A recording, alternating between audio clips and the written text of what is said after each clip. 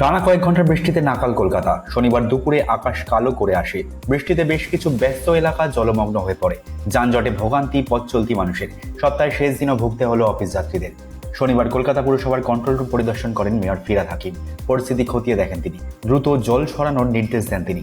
শনিবার টানা বৃষ্টিতে শহরে অনেক রাস্তায় দাঁড়িয়ে থাকা জল সরতে দেরি হয়েছে। শনিবার ধর্মতলা স্ট্যান্ড রোড, বিধান সরণি, ঠনঠনিয়া, কালীবাড়ি, চিত্তরঞ্জন এভিনিউ, বেহালা ও আনন্দপুরে হাঁটু জল জমে যায়।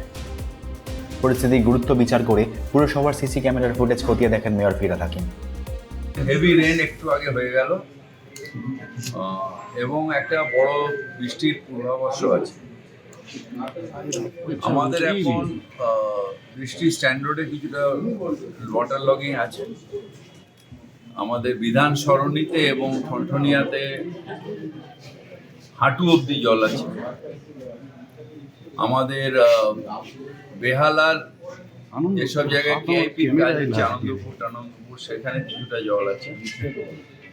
আর কিছু ইন্ডিভিজুয়াল কোথাও গালিপিট বন্ধ হয়ে রয়েছে, সেগুলো হয়তো 100 মিটারের স্টেজ ফ্রেজ এরকম হয়তো 2-4 জায়গায় জল আছে, যেগুলো আমরা লোকাল লোকেদের না, মানে লোকাল আমাদের যে গ্যাং আছে সেখানে নামিয়ে ওগুলোকে পরিষ্কার করছি।